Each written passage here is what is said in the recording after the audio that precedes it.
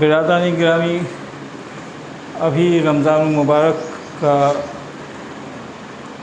مہینہ گزرا آپ سے، جس میں آپ نے روزہ رکھا پورے مہینے، تراویح پڑھی، تہجد پڑھا، تسبیح پڑھی، نیک اعمال کیا، جو صاحب نصاب ہیں انہوں نے زکوٰۃ دی، یعنی پورا مہینہ عبادت و ریاضت میں آپ نے گزارا۔ اور پھر وہ مہینہ آپ سے گزر گیا اور ہم لوگ اب شوال مکرم کے پہلے عشرے میں ہیں، اور شوال مکرم کا پہلا جمعہ یہ ہے۔ ظاہر ہے کہ ہونا یہ چاہیے تھا کہ رمضان میں ہم و آپ نے یا یوں کہیے کہ مسلمانوں نے اپنی عبادت و ریاضت کے ذریعے اللہ کو اتنا منا لیا تھا اور اللہ ان سے اتنا راضی ہو گیا تھا کہ اب ان کے تمام اعمال اللہ کے لیے ہوتے ہیں، وہ مسجد کا راستہ پکڑ لیتے ہیں، وہ اپنے جو اللہ کا فرمان ہے اس پر عمل کرتے ہیں۔ لیکن رمضان المبارک کا مہینہ جیسے ہی ختم ہوا ویسے مسجدیں خالی ہو گئیں، یعنی جس بڑی تعداد میں مسلمان مسجد میں آتے تھے، نماز پڑھتے تھے، تسبیح پڑھتے تھے، قرآن کی تلاوت کرتے تھے، اب تقریباً کیا تمام مسجدوں میں وہ لوگ غائب ہو گئے۔ تو کیا اللہ نے عبادت و ریاضت یا نماز 5 وقت صرف رمضان کے لیے فرض کیا ہے یا پوری زندگی کے لیے؟ اگر رمضان کے لیے فرض کیا ہے تو ظاہر ہے آپ نے مکمل کر لیا رمضان میں آپ نے پڑھ لیا، آپ آزاد ہو گئے۔ لیکن نہیں، کبھی ایسا نہیں ہے، بس جب سے آپ نے ہوش سنبھالا، آپ بالغ ہو گئے، آپ پر نماز فرض ہو گیا، اور اس وقت تک آپ پر فرض ہے جب تک آپ پر موت نہیں آتی ہے۔ جب آپ پر موت آ جائے گی، آپ سے نماز اٹھ جائے گی۔ شیخ اکبر سے کسی نے پوچھا کہ آپ تو بہت بڑے عالم دین ہیں، بہت بڑے فلسفی بھی ہیں، آپ یہ بتائیے کوئی ایسی ترکیب مجھے بتائیے کہ مجھ پر نماز معاف ہو جائے۔ تو انہوں نے کہا کہ ہاں، بڑی آسانی بات ہے، تم مر جاؤ، تم پر سے نماز اٹھ جائے گی۔ کہا نہیں، ہم زندہ رہتے ہوئے ہم چاہتے ہیں کہ ہم نماز نہ پڑھیں، ہم پر سے نماز معاف ہو جائے۔ تو انہوں نے کہا اگر بالکل ایسے پاگل ہو جاؤ کہ تم کو اپنی ہوش حواس بھی نہ رہے، اپنے کپڑے کا بھی خیال نہیں رہے، اپنے رشتہ داروں، اپنے پیسے مال و دولت کا خیال نہ رہے، تو تم پر سے نماز معاف ہو جائے گی۔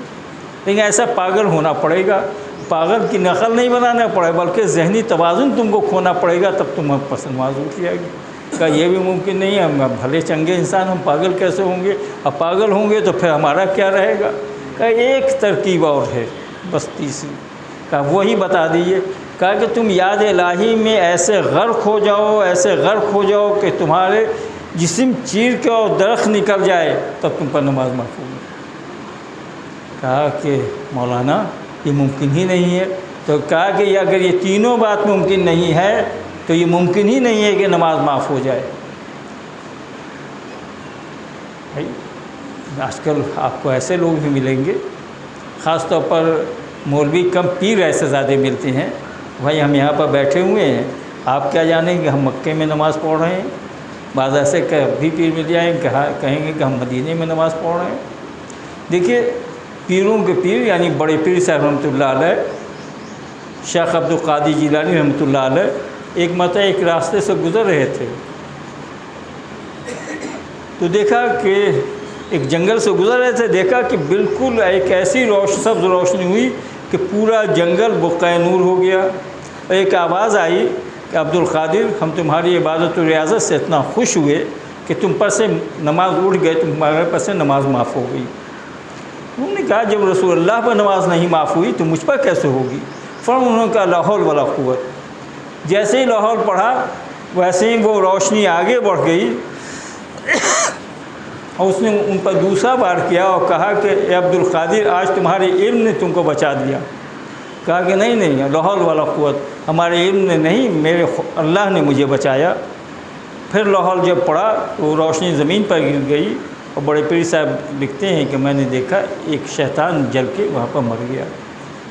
تو جب بڑے پیر صاحب تک بڑے پیر صاحب کو شیطان بہکانے کے لیے آ سکتا ہے تو ہمیں اور آپ کو کیوں نہیں آئے گا؟ لیکن ہم اور آپ کو یہ چاہیے کہ اس شیطانی اعمال سے اور شیطانی حرکات سے اپنے کو محفوظ رکھیں، اور جس طرح رمضان المبارک کے مہینے میں مسجد کو آباد کیا تھا، پوری زندگی اسی طرح مسجد کو آباد رکھیں۔ جانے والا اللہ نے شریعت میں کسی کو دخل اندازی کا کوئی حق نہیں دیا ہے، کچھ بھی نہیں۔ اللہ کہتا ہے کہ قادر ہم ہیں، مالک ہم ہیں، ناصر ہم ہیں، خالق ہم ہیں، یعنی جو کچھ ہے ہم ہی ہیں، میرے علاوہ کوئی نہیں کچھ ہے۔ آپ قرآن پڑھتے ہی ہیں، آپ اس کے پہلے وہ جلد کو کھولیں گے تو اللہ کے 99 صفاتی نام اس پہ لکھے ہوئے ہیں، یعنی جو کچھ ہے اللہ کے علاوہ کچھ نہیں۔ مجھ سے مانگو، جو مانگنا ہے مجھ سے مانگو۔ اسے آپ دیکھا ہوگا جو لوگ مولا کائنات کی زندگی پڑھتے ہیں انہوں نے دیکھا ہوگا کہ مولا کائنات حضرت علی نے بار بار کہا سلونی سلونی، یہ نہیں کہا ہے کہ میں تمہارا یہ کام کر دوں گا، پوچھ لو پوچھ لو، وہ یہ کہتے ہیں۔ لیکن ہمارے یہاں ایک عجیب مسئلہ ہے، ہمارے یہاں دو طرح کے لوگ پائے جاتے ہیں اس مسئلے میں۔ ایک وہ لوگ ہیں وہ جو سب کچھ اولیاء اللہ کو سمجھ رہے ہیں، بس وہاں گئے اور میرا کام پورا۔ اور ایک وہ لوگ ہیں جو اولیاء اللہ کے دروازے پر جانا نہیں چاہتے۔ یہ دونوں راستہ غلط ہے، یہ دونوں راستے غلط ہیں۔ جو لوگ اولیاء اللہ کے دروازے پر جاتے ہیں، ان کے مزار پر جاتے ہیں، تو یہ نہیں کہتے ہیں اور نہیں کہنا چاہیے کہ آپ میرا فلاں کام کر دیجئے، بلکہ وہ یہ کہتے ہیں کہ آپ اللہ کے مقرب ہیں، آپ اللہ سے میرے لیے دعا کر دیں، وہ یہ کہتے ہیں۔ تو میں یہ عرض کر رہا تھا کہ شریعت سازی میں اللہ نے کسی کو دخل اندازی کا موقع نہیں دیا ہے، سب کچھ وہ خود ہے۔ لیکن ایک وقت ایسا آتا ہے کہ حدیث نہیں ہے بلکہ قرآن ہے کہ وَاسْتَعِینُوا بِالصَّبْرِ وَالصَّلَاةِ، تم اگر کسی پریشانی میں مبتلا ہو تو تم صبر سے اور نماز سے مدد لو۔ دیکھیے وہ اللہ جو کہتا ہے خالق ہم ہیں، مالک ہم ہیں، ناصر ہم ہیں، رازق ہم ہیں، سب کچھ ہم ہی ہیں، وہی اللہ یہ کہہ رہا ہے وَاسْتَعِینُوا بِالصَّبْرِ وَالصَّلَاةِ، اگر تم کسی پریشانی میں آ جاؤ تو تم نماز سے اور صبر سے مدد۔ لیکن اس سے زیادہ ہندوستان میں کیا پریشانی آئے گی؟ ہندوستانی مسلمانوں پر جو پریشانی آج کل ہے وہ مجھ سے زیادہ آپ جانتے ہیں۔ آج ہی کے پیپر میں آپ نے پڑھا ہوگا کہ مراد آباد میں 1700 آدمی پر صرف FIR اس لیے درج ہوا ہے کہ انہوں نے روڈ پر نماز پڑھ لیا تھا عید کی۔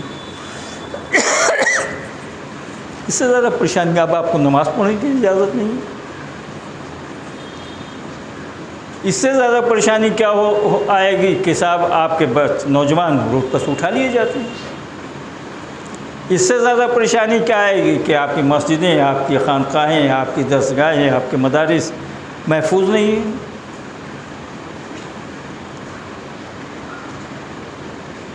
لیکن اس پریشانی کے باوجود انسان دنیا والوں کا دروازہ تو کھٹکھٹا رہا ہے، لیکن اللہ جو یہ کہتا ہے کہ نماز سے اور صبر سے مدد لو، اس کی طرف لوگ کم جا رہے ہیں۔ اور مسلمانوں میں جو سب سے کمی ہے وہ میرے جانتے میں وہی دو ہے کہ ایک تو یہ کہ مسلمانوں میں پیشنس نہیں ہے، وہ صبر کا مادہ ہی ختم ہو گیا ہے۔ ابھی کسی کو کچھ صحیح بات بتلائیے، اگر اس کے من کے مطابق نہیں ہے تو پھر دیکھ لیے وہ کیسا ہنگامہ کرے گا، یا کوئی ایسی بات جو اس کو ناگوار گزر رہی ہے تو دیکھیے وہ کیا کر بیٹھے گا۔ یا پھر اپنے محلے میں دیکھ لیجئے، اپنے سماج میں اور اپنے پڑوس میں دیکھ لیجئے کہ مسلمانوں کے اندر صبر ہے یا نہیں، بالکل صبر سے خالی ہو گیا۔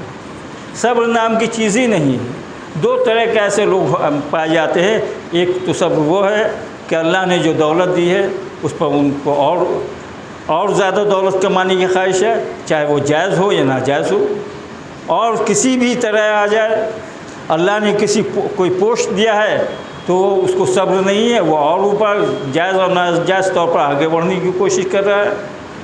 اور یہ بھی ہے دوسری طرف کہ اللہ نے آپ کو آزمائش میں ڈالا ہے تو اللہ کی طرف رجوع نہیں ہوئے، بلکہ آپ غلط کام پر اترے ہوئے ہیں، ہنگامہ کر رہے ہیں۔ دیکھیے قرآن میں ایک جملے میں جو بات کہتا ہے اس کے لیے سینکڑوں کتاب ناکافی ہو جاتی ہے۔ ایک جملے میں کہا کہ دیکھو پریشانی آئے گی تو تم صبر سے اور نماز سے نکلو۔ آج کی جو پریشانی ہے، آج جو ہمارے ہندوستان میں جو حالات بنے ہوئے ہیں، اس کے لیے بس یہی دو باتوں پہ عمل کرنا ہے۔ ایک تو یہ ہے کہ آپ حکمت و دانائی سے کام لیں، آپ جذبات سے کام نہ لیں۔ جذبات سے کام لیں گے تو کام بگڑ رہا ہے، آپ حکمت و دانائی سے کام لیں، آپ ذرا برداشت کر کے کام لیں۔ آپ کو اگر روڈ پر نماز پڑھنے کے لیے منع کیا جا رہا ہے تو آپ روڈ پر نماز نہ پڑھیں۔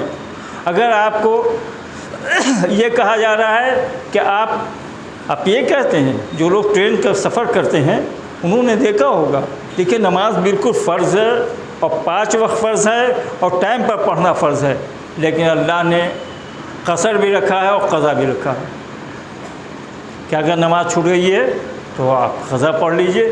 میں نے بعضوں کو یہ دیکھا ہے کہ ٹرین بالکل بھری ہوئی ہے، اب بیچ کا اس کا جو راستہ ہے اس پر ایک آدمی کھڑا ہو گیا اور یہاں سے وہاں تک لائن لگا۔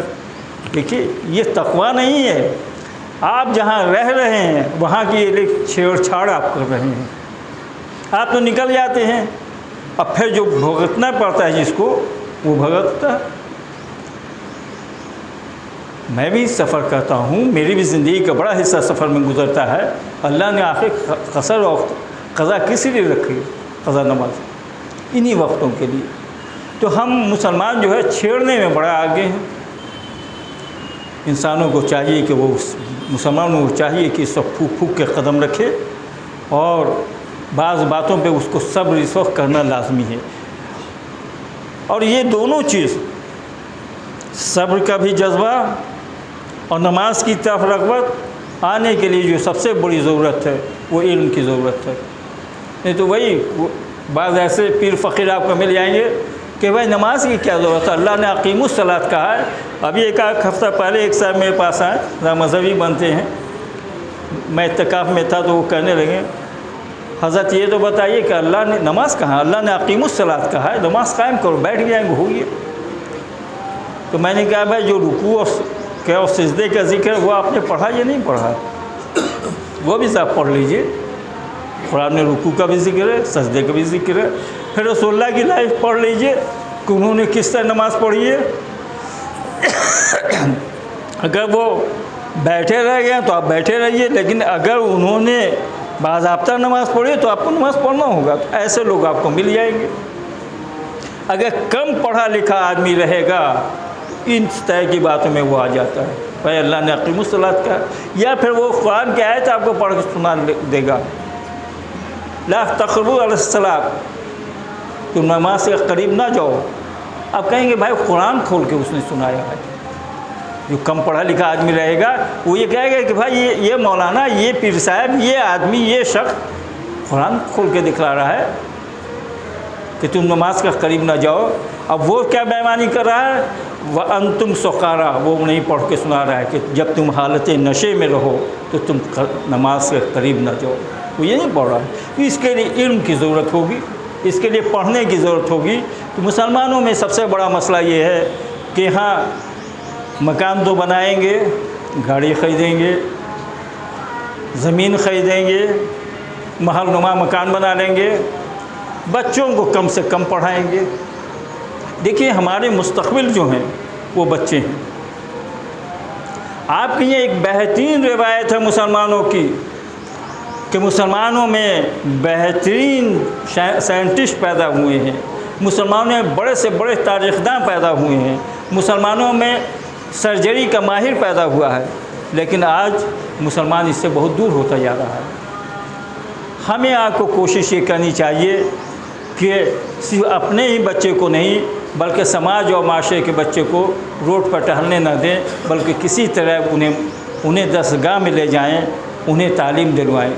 ہمارے یہاں مدارس کا جال بچھا ہوا ہے، آپ جس محلے میں چلے جائیے 4 مدرسہ نظر آ جائے گا۔ عظیم آباد کالونی ہے، ہم کو لگتا ہے 4 مدرسہ اس میں ہے،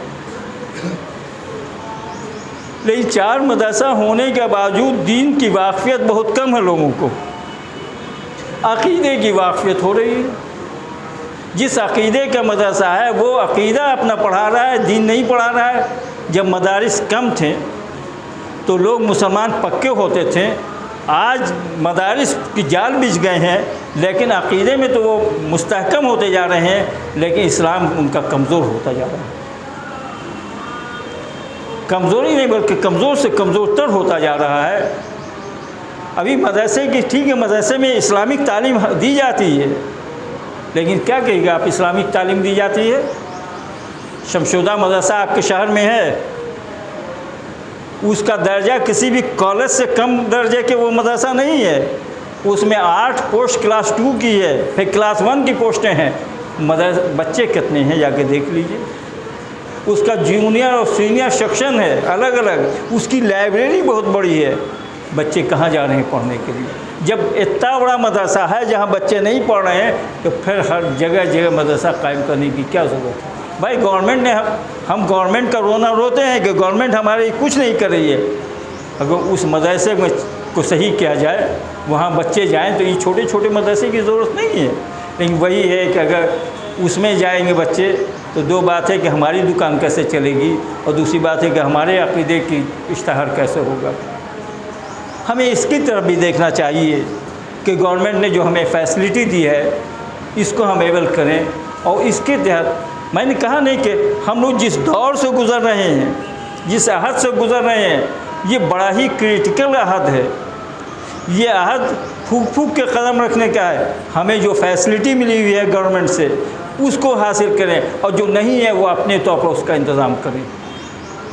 بڑی اچھی بات کہی تھی، کوئی بھی کہے، یہ دیکھیے ایک بات ہمیشہ یاد رکھیے، بات کوئی بھی کہہ لیں گے اچھی ہے تو وہ بات اچھی ہے۔ مولانا کلب صادق ایک مرتبہ ایران گئے، وہاں کے ایک بڑے مولانا ہیں ایت اللہ سستانی، انہوں نے ان کو بلایا اور کہا کہ آپ ہندوستان جا رہے ہیں، ہندوستان سے آ رہے ہیں، ہندوستان واپس جائیں گے؟ کہا جی ہاں۔ کہیں 2 بات وہاں کہہ دیجئے، آپ جائیے میری طرف سے یہ 2 بات وہاں کے لوگوں کو کہہ دیجئے گا۔ ایک تو یہ کہ شیعوں کو یہ کہیے گا کہ وہ سنیوں کو اپنا بھائی نہ کہیں۔ اب یہ بہت گھبرانے، انہوں نے کہا حضور پھر کیا کہیں؟ کہاں میری طرف سے کہیے گا کہ سنی کو اپنا بھائی نہ کہیں۔ پھر یہ گھبرانے تو دوبارہ بھی وہی بات انہوں نے کہا حضور یہ بتلائیے کہ وہ سنیوں کو کیا کہیں؟ کہا کہ دیکھیے یاد رکھیے ان کو جا کے کہیے گا تمام شیعوں کو کہ وہ سنیوں کو اپنا بھائی نہ کہیں، بلکہ اپنی جان کہیں، اپنا جگر کہیں، اور ان کی ضرورتوں کو اپنی ضرورتوں پر فوقیت دیں۔ کاش کوئی سنی مسلمان بھی یہی بات کہتا۔ دوسری بات انہوں نے یہ کہی کہ آپ ہندوستان جائیے تو شیعہ اور سنی دونوں کے عالموں کو، دونوں کے پیروں کو، دونوں کے لیڈروں کو یہ کہیے کہ بھائی دینی تعلیم تو ضروری ہے، دینی تعلیم آپ لوگ دلوائیں، لیکن سائنس اور ٹیکنالوجی کی تعلیم خاص طور پر مسلمان حاصل کریں وہاں، اس لیے کہ وقت کا تقاضا یہ ہے کہ جو سائنس اور ٹیکنالوجی کی تعلیم حاصل کرے گا وہ آگے بڑھے گا۔ آج بہت چھوٹا سا ملک جو ہے اسرائیل ہے، بہت چھوٹا سا، بہت یہاں کم آبادی، یعنی آپ کی جتنی آبادی یہاں ہندوستان میں ہے اس کا 1/4 بھی نہیں ہے، اس سے بھی کم ہے، لیکن دنیا پر حکومت کر رہا ہے۔ کیوں؟ کہ اس کی معیشت مضبوط ہے، اور معیشت اس لیے مضبوط ہے کہ وہ سائنس اور ٹیکنالوجی میں بہت آگے ہے۔ لیکن ہمارے یہاں 2 طبقہ ہے، ایک طبقہ تو یہ کہتا ہے کہ علم وہی ہے جو علم دین ہے۔ بھائی ظاہر ہے کہ علم دین سے انکار نہیں کیا جا سکتا ہے، لیکن علوم اصلیہ کی اپنی جگہ اہمیت ہے، اور اس کی بڑی اہمیت ہے۔ رسول اللہ صلی اللہ علیہ وسلم نے مسلمانوں کو علم حاصل کرنے کے لیے چین تک جانے کے لیے کہا تھا، تو چین میں کوئی مسلمان بیٹھا ہوا نہیں تھا، بلکہ اس زمانے میں بھی چین کی حکمت بہت مشہور تھی، حکمت چین بہت مشہور تھا، اس سے حضور صلی اللہ علیہ وسلم نے کہا کہ آپ لوگ چین جا کے علم حاصل کریں تاکہ آپ حکمت و دانائی حاصل کر لیں۔ جناب والا، علم میں آپ مضبوط رہیے گا، علم آپ حاصل کیجیے گا تو آپ کی معیشت بھی مضبوط ہو جائے گی۔ آپ آپس میں جو بکھرے ہوئے ہیں علم حاصل کیجیے گا۔ میں کوئی پڑھا لکھا آدمی، کوئی تو نہیں کہنا چاہیے، لیکن 90% پڑھا لکھا انسان عقیدے کے جھگڑے میں نہیں الجھتا۔ عقیدے کے جھگڑے میں وہی الجھتے ہیں جن کے پاس علم نہیں ہے۔ عقیدے کے مطابق 90% مسلمانوں کی یہی رائے ہے کہ جو جس عقیدے کو مانتا ہے اس کو مانے، صرف آپس میں متحد رہے۔ تو علم حاصل کیجئے، آپس میں متحد رہیے، مسجدوں کو آباد کیجئے اور سیم سے، صبر سے رہیے، حکمت و دانائی سے کام لیجئے۔ اللہ تبارک تعالیٰ ہمیں آپ کو ان باتوں پہ عمل کرنے کی توفیق عطا کرے۔ وما علینا الا البلاغ۔ کھڑے ہو